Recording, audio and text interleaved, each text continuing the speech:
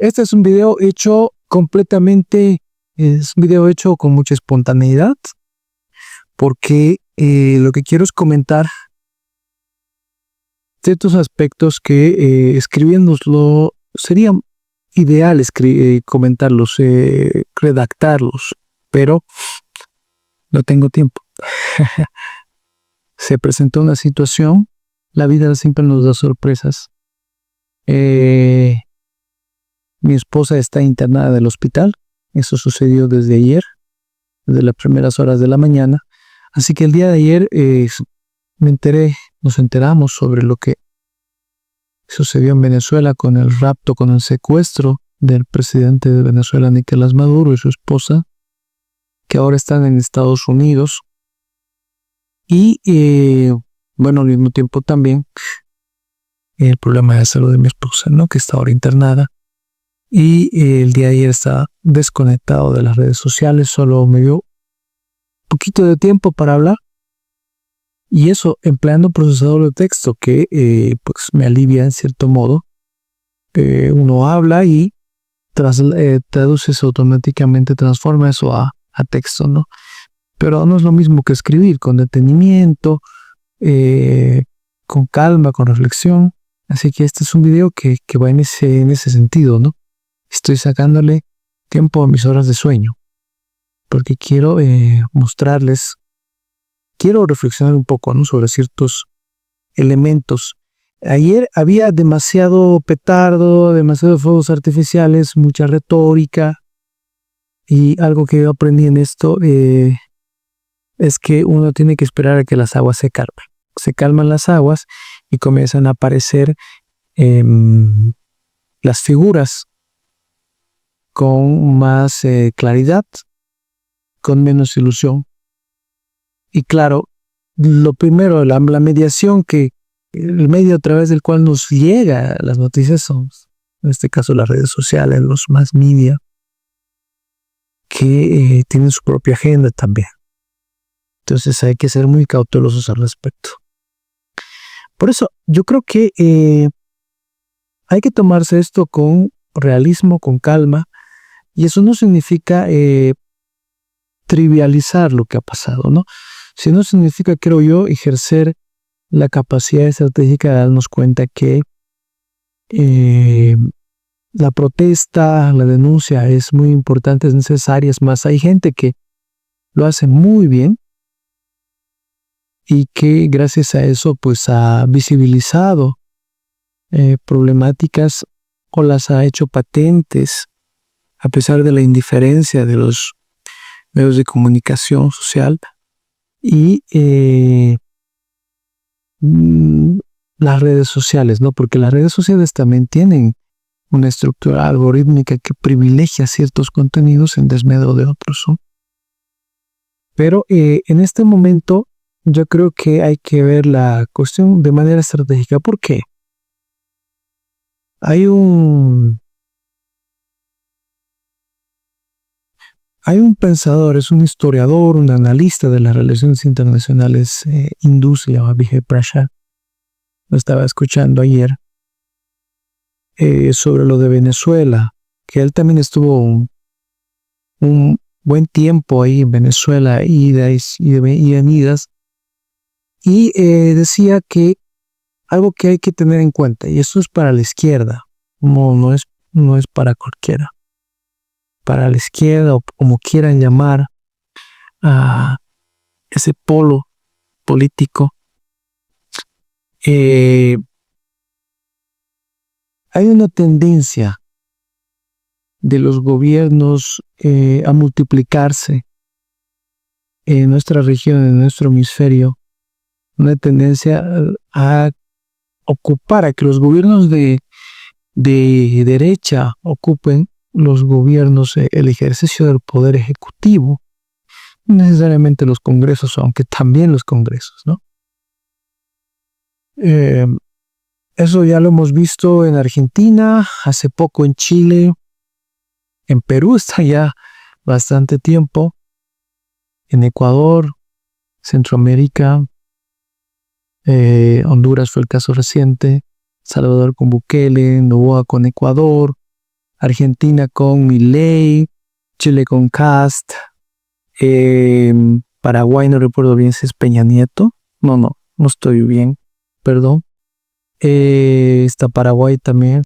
Los únicos gobiernos de países que tienen, y nuestro país, ¿no? Bolivia, con Rodrigo Paz.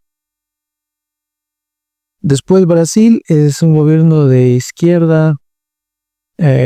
Colombia también, con Petro. México, vamos a decir que es una izquierda particular, pero izquierda al fin. Y Nicaragua con Ortega, Venezuela, Cuba. Esos son los países. ¿Ok? Entonces, las próximas elecciones que se vienen para algunos de ellos, como Brasil y Colombia, que son fundamentales, lo más probable es que la derecha arribe al poder, al ejercicio del poder ejecutivo, ¿no? En el caso de Brasil, puede ser que no, pero el Congreso va a ser ocupado por amplios sectores de fuerzas bolsonaristas, ¿no? Bolsonaro ha hecho escuela ya en Brasil. Colombia puede que pierda. Entonces, es una situación bastante adversa. La correlación de fuerzas es muy adversa. No hay que... esa es la realidad. Y vamos a tener que lidiar con esa realidad, los que somos de izquierda. Si hay una polilla por aquí y se aparece mi gatita, no se preocupe. Son esas realidades las que tenemos que tomar en cuenta. Ya no estamos. Aquí en Bolivia creo que la izquierda se ha acostumbrado, no la izquierda en general, el tipo de izquierda, ¿no? Pero las otras izquierdas también, por llamarlas así ya, por cuestiones es una manera descriptiva indicativa, ¿ya? Pero no necesariamente quiero con esto homogeneizar la variedad de las izquierdas. Nos hemos acostumbrado, nos hemos hecho la idea de que había un gobierno de un paraguas, ¿no? Con ciertas libertades que nos permitían desde soñar con un proyecto, con una reforma, con una profundización del proyecto histórico en marcha, hasta ser más libres de nuestras expresiones y esperar que haya pues un nivel suficiente, ¿no? de redistribución del producto social y justicia. No voy a decir que era perfecto ni que era satisfactorio, pero eso es lo que ya no tenemos ahora, y tal vez lo vayamos a tener mucho menos en los meses y en los años que se vienen por delante, si es que el gobierno de Rodrigo Paz opta por la represión, porque esa es una posibilidad que está presente en el horizonte frente a los ajustes estructurales que está realizando. Ajustes estructurales que son copia y calco de las políticas neoliberales del siglo pasado. Las resistencias van a ser amplias. Primero porque hay memoria histórica todavía de eso, ¿no? Y sabemos que ese tipo de políticas a mediano y a largo plazo no benefician no son para el bien común, son para el bien y los bolsillos de unos cuantos empresarios, banqueros, financistas, y ahora pues también cooperativistas mineros, élites, oligarquías agro que viven del agronegocio, ¿no? De la destrucción de los ecosistemas. Y todos ellos no son los beneficiados, que son pocos. Y segundo, además de la memoria histórica, porque se lo está haciendo de una manera, no hay legitimidad, ¿no? No hay legitimidad. Lo que vemos aquí es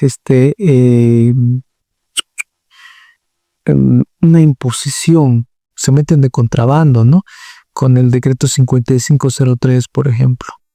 que es un decreto que se anuncia como un decreto necesario para levantar la subvención de los combustibles, que ya no se podía continuar manteniendo, pero se meten de contrabando otro tipo de medidas, ¿no? Liberalización y otro tipo de candado, vamos a llamarle, para beneficiar a la libre empresa de una manera escandalosa y para permitir el saqueo de los recursos naturales. ¿Por qué? Por Estados Unidos, ¿no? Pero bien, todo eso es lo que tenemos que tener en cuenta ahora. Y yendo a lo de Venezuela, yo creo que hay que aclarar algunas cosas aquí, porque ha habido mucho y existe todavía mucho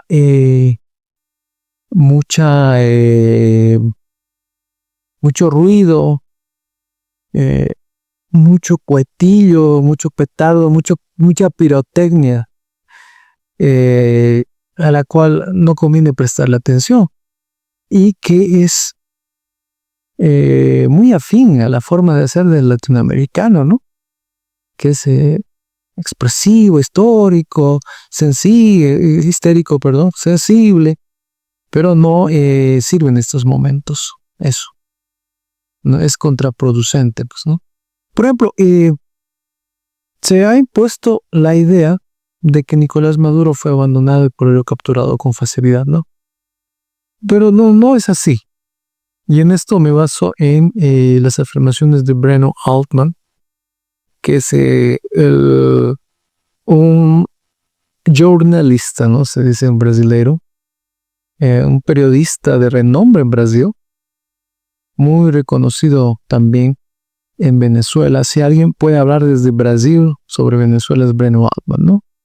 Que ha estado muchísimas veces en Venezuela y pues entrevista y tiene conexiones y conversaciones con gente de alto nivel. Con decirte que habla con el presidente Maduro, pues sí, del presidente Maduro para abajo, bueno, ahora es el expresidente Maduro, desde arriba hasta abajo, ¿no? Pasando por las Fuerzas Armadas. Entonces él estuvo hace unas 2 semanas atrás en Venezuela, ¿no? Y pues sucedió esto y hasta hace poco, por la tarde, a las 4 de la tarde hora boliviana, él dio un programa para aclarar esta situación. Fue realmente o no traicionado, ¿no? Preguntó, hablando incluso con Delcy Rodríguez y otras figuras de autoridad del ejército también. Bueno, no hubo traición. Lo que aquí hubo, y si esta es una enseñanza estratégica que tenemos que tener muy en cuenta, ¿no?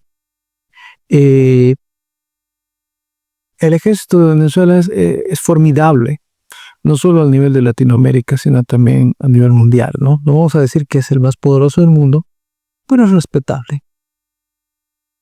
Sin embargo, tiene una gran debilidad.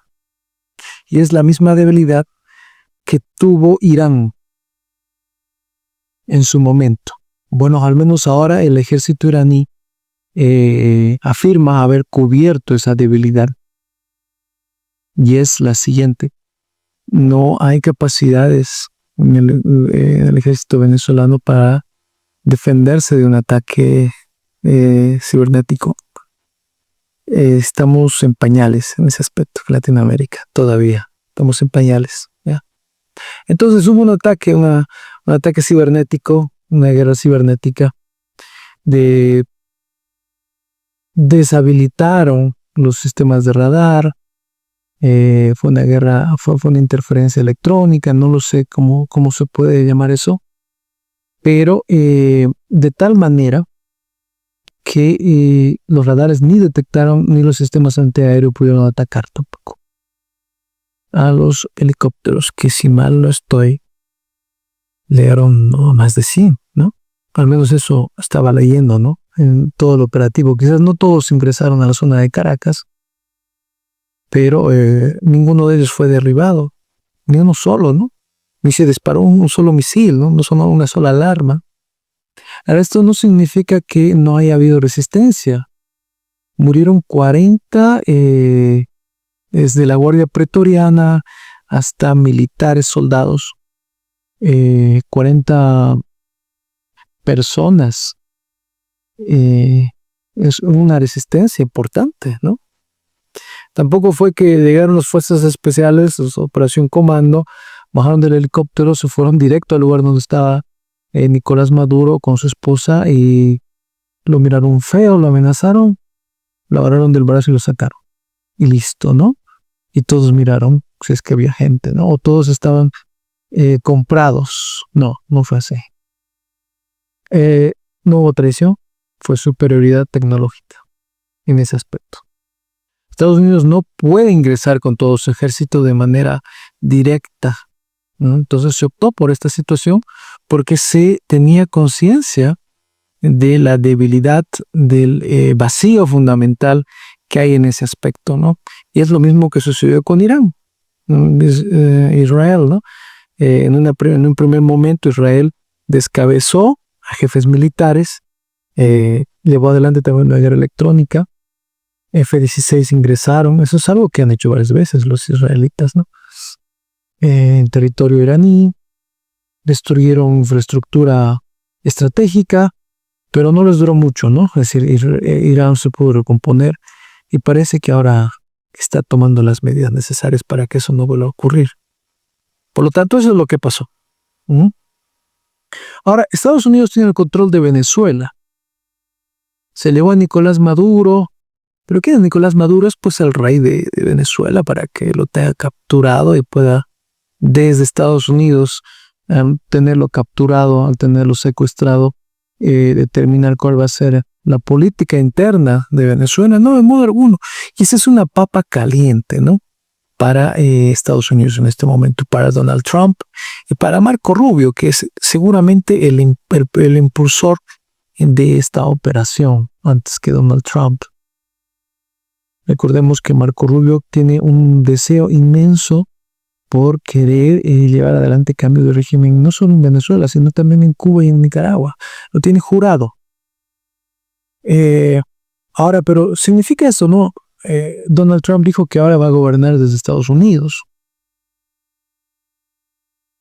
Silencio. Cuando escuché eso dijo, ¿qué quiere decir realmente con eso, no? Que no va a dejar, que va a continuar con sus interdicciones, así se llama en lenguaje técnico, de barcos petroleros, que va a continuar con el bloqueo de la isla, o que va a instalar un gobierno títere en Venezuela, lo cual no puede hacer. Esto es por eso, y por esto esta es una victoria táctica de corto alcance para Estados Unidos. Porque no existe ningún personaje, ni existe ningún movimiento, ni la derecha en Venezuela capaz de asumir ese papel. Por mucho que en las redes sociales circule la idea de que Venezuela es un pueblo cautivo, bueno, sí, ciertamente no es un gobierno perfecto, pero de ahí a sostener que el día de mañana o pasado va a haber un levantamiento general del pueblo venezolano, creo que estamos en otro mundo, ¿no? Y no precisamente porque el pueblo venezolano esté amenazado de muerte, porque no se quiere hacer el esfuerzo de comprender la realidad venezolana. Pero ese es un tema del cual tendríamos que hablar en otro punto, ¿no? Pero solo quiero recalcarlo porque es necesario hacerlo. Es ni María Corina Machado, la que se robó el Nobel, se la robó a dos personas, ¿no? Primero a Francesca Albanese, relatora adjunta de la ONU para la cuestión palestina, que realmente se lo merecía. Y segundo a Donald Trump, que lo quería el premio Nobel de la Paz. Sí, ya pasó con Obama, ¿por qué no con Trump?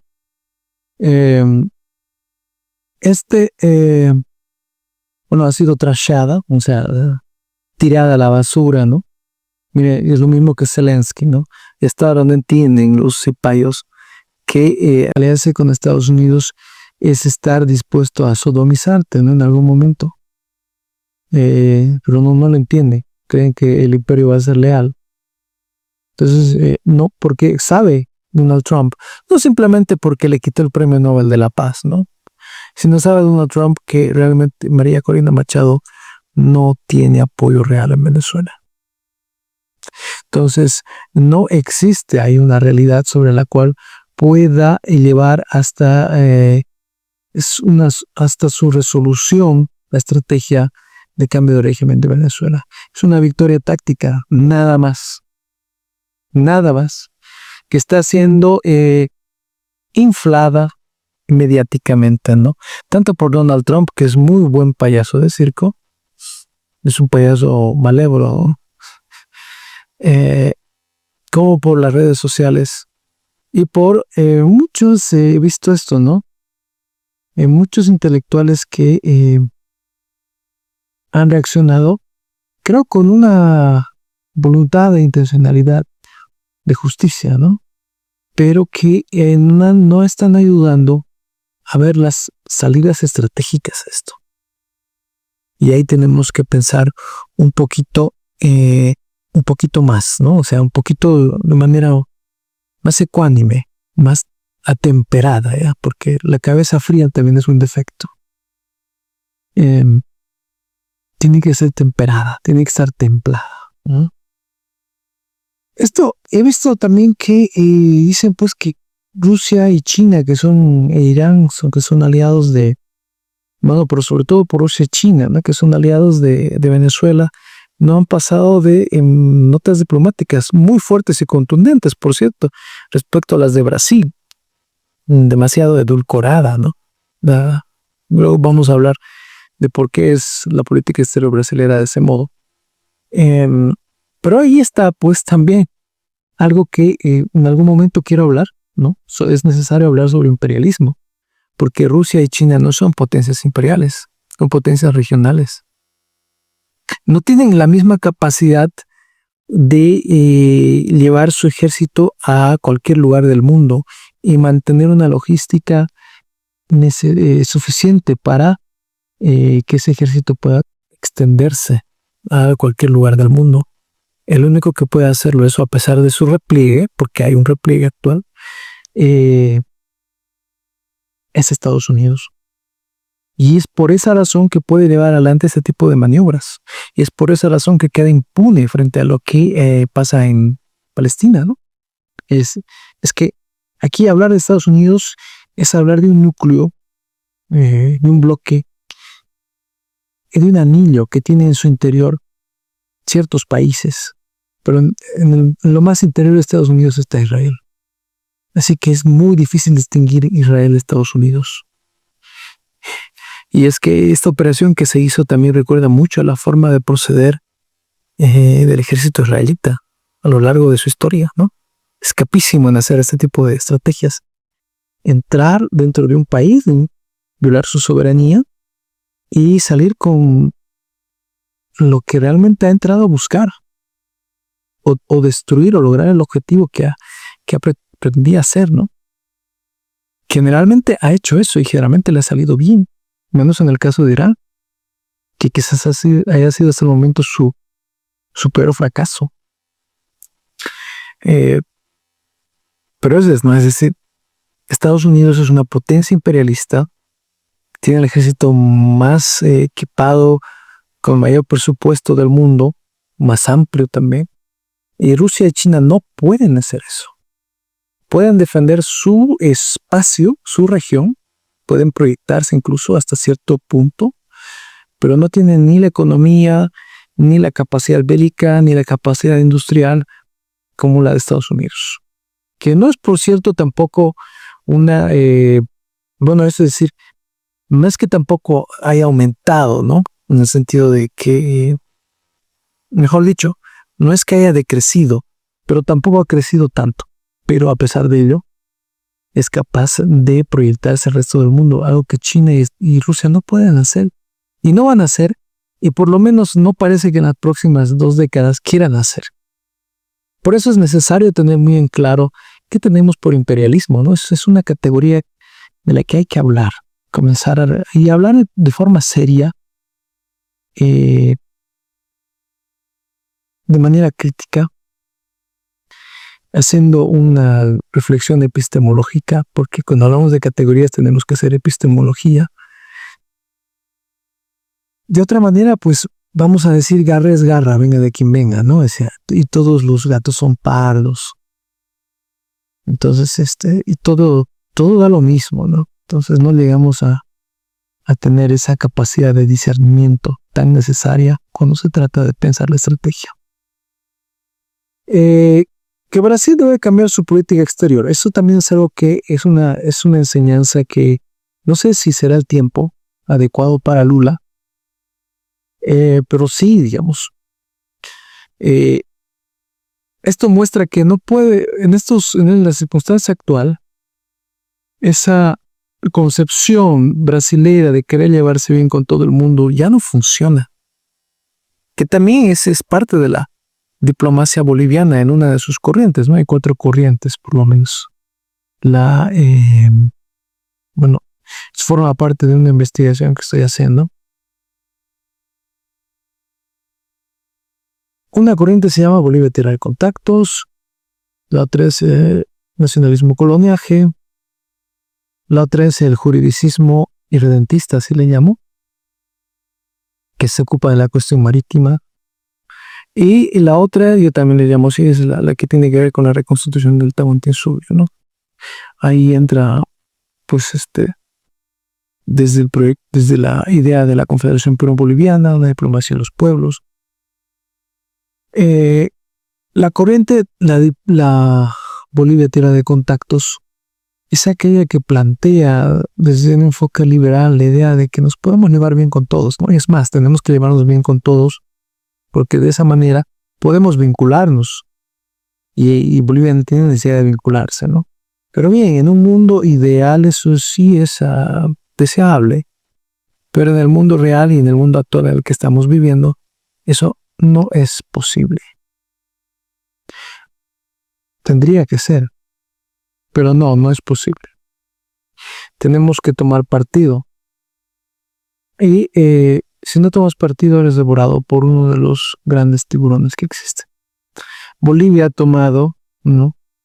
Y Brasil todavía no entiende, ¿no?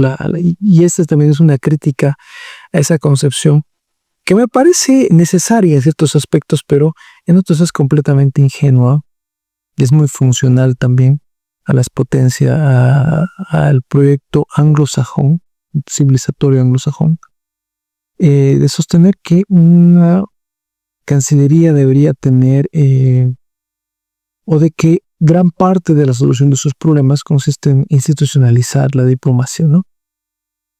Lo cual es cierto, pero no resuelve un problema que es propio de países periféricos y dependientes como los nuestros, y esto tiene que ver también con Itamaraty, así se dice en portugués brasileiro. Itamaraty es un ejemplo de institucionalización de la diplomacia, desde la época del Barão do Rio Branco, ¿no? Que es el fundador, que es el padre de la diplomacia brasileira. Pero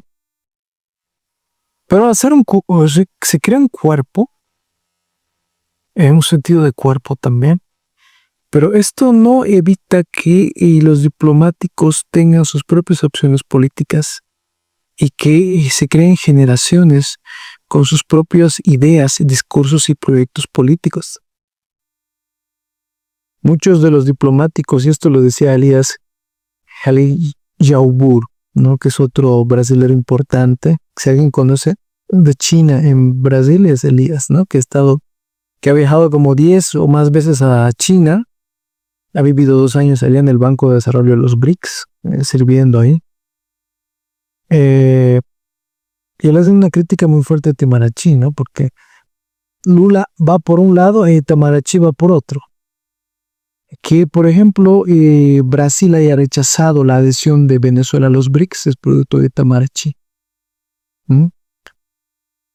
A momentos, la política exterior brasileña es presidencialista cuando Lula se impone, pero en otros, Itamaraty pone ahí sus postulados, ¿no? Los materializa. Itamaraty tiene una generación de diplomáticos que en este momento están en altos cargos, que han sido formados en la época del neoliberalismo, que son liberalistas. Entonces ahí hay una contradicción entre lo que Lula quisiera y lo que estos diplomáticos tienen en mente. Ahí ese es el problema, ¿no? De sostener que basta con la institucionalización de la diplomacia. Es decir, sí, pero vienen otros problemas con eso, ¿no? Blindas a un determinado cuerpo político que puede tener la expertise, etcétera, pero eso no los libra de estar al servicio de otro tipo de proyectos históricos que no responden a los del país en el que tú vives. El liberalismo responde al proyecto. En este caso, hay varios liberalismos, sí, claro que sí. Estamos hablando del liberalismo anglosajón. Responden a ese proyecto. Y bueno, por eso tiene que cambiar de enfoque en la política exterior, porque no te vas a poder llevar bien con Estados Unidos de esa manera. No es negociando que vas a poder salir de esta situación. Esta situación se puede agravar más bien, porque después de Venezuela van por Brasil. Es decir, Venezuela, Cuba, esos son países más pequeños. Eso ya es para llenarse la muela de Marco Rubio. Aquí, el tesoro, el botín principal es Brasil. Y mientras Brasil no entienda eso, es su política exterior, la diplomacia que tiene Itamaraty, pues va a continuar llevando adelante, ¿no? Este tipo de, es decir, permitiendo, abonando el espacio, el campo para que puedan darse este tipo de situaciones. En su momento Brasil debería haber articulado y ser más claro, ¿no? Respecto a lo que Estados Unidos estaba haciendo, más contundente. Pero no lo ha estado haciendo. Ha sido muy timorato en sus expresiones, en sus declaraciones públicas. Pero bien, esto nos lleva a terminar con algo aquí. Ya lo mencioné de alguna manera, ¿no? Nuestro gobierno está alineado con Estados Unidos. Está completamente alineado. Y por eso es que tiene una buena relación con Israel. Porque estar de buenas pastas con Estados Unidos implica estar de buenas pastas con Israel. Porque es así, al final yo digo, no sé si es Estados Unidos o Israel el que manda. Ahora hay un lobby muy bueno en Israel en Estados Unidos, no hay duda de eso. Pero a veces uno cree que realmente uno se pregunta quién manda aquí, es Israel o Estados Unidos, ¿no? Esas situaciones se presentan. Está alineado nuestro gobierno, ha hecho una declaración cipaya estoy dispuesto a sodomizarme, amo del norte. Digo que respeto la democracia, pero siempre que si tú la violas, ¿no? Porque entrar a un país de esa manera es violar la soberanía, el principio de autodeterminación de los países. Y querer, esa es injerencia, ¿no? O sea, tú quieres que la democracia, los problemas internos de ese país se resuelvan según tú lo dictaminas, no según los procesos internos de ese país. Que si salen bien, que si son justos o injustos, bueno, déjenlo en su país, ¿no? Pues es una violación flagrante de derechos humanos, de la democracia, de la soberanía. Pero lo que está diciendo aquí nuestra Cancillería es, yo defiendo los derechos humanos, pero si tú los violas, yo me hago de la vista gorda. Pido respeto a mi soberanía, y a la soberanía de otros países, a la democracia, etcétera, pero si tú la violas, yo me hago de la vista gorda. Ese es un alineamiento. No hay otra. Es decir, estamos alineados y ya se van a venir las consecuencias, ¿no? Para nosotros. Una Una primera consecuencia es la pérdida de autonomía de nuestra capacidad de determinar nuestra política exterior. Estados Unidos va a terminar por decir, es tan grande Estados Unidos para nosotros, y como estamos fragmentados y encima subordinados, pues va a terminar por decirnos cuáles van a ser no solo los lineamientos, sino incluso nos va a dar estrategias.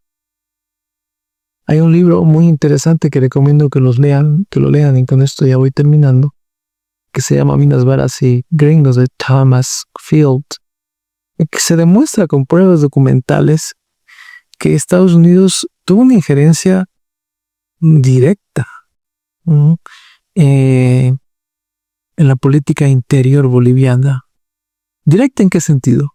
Directa en el sentido de que tenía un programa de desarrollo según el cual quería que Bolivia optara por un proyecto civilizatorio moderno, de modernización, de clases medias, ¿no? De valores occidentales.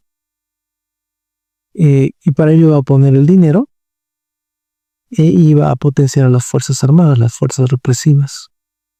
Porque si no eran por las bonas, era por las malas. O sea, carrot and stick, ¿no? El palo y la zanahoria ahí.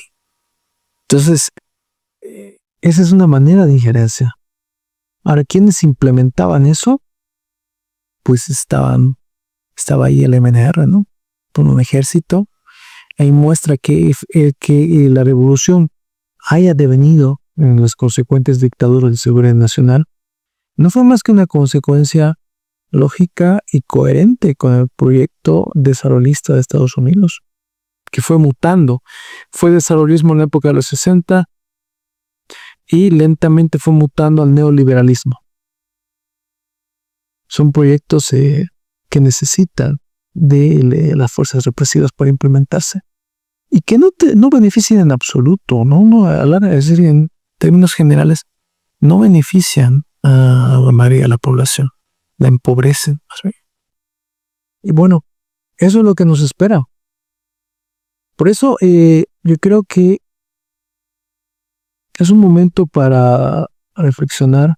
La lucha ya está ahí, están marchando desde Calamarca, pero va a tomar un tiempo hasta que desde la izquierda nos demos cuenta de cómo nos podemos aglutinar de nuevo, qué consignas pueden ser las que nos aglutinen y qué proyecto podemos plantear para retornar al Estado y cómo podemos ahora hacer todo eso de manera coordinada con el accionar de otros actores estatales, en este caso China y Rusia. Hay que comenzar a ver a estos actores no de manera ideal. Ni Rusia ni China, ni Rusia es la Unión Soviética, ni China es la China de Mao, ¿ok? Eso es lo que tenemos para jugar. Los BRICS. La izquierda en Bolivia tiene que darse cuenta que no es que no se dé cuenta, es que creo que no es que no se haya dado cuenta antes. Creo que hemos perdido eso. Esa capacidad, ese internacionalismo, ¿no? Que es tan necesario. Y que no se trata simplemente de recuperar, se trata de recrear ahora. Y ese es el reto que tenemos por delante. Cuídese mucho. Chao, chao.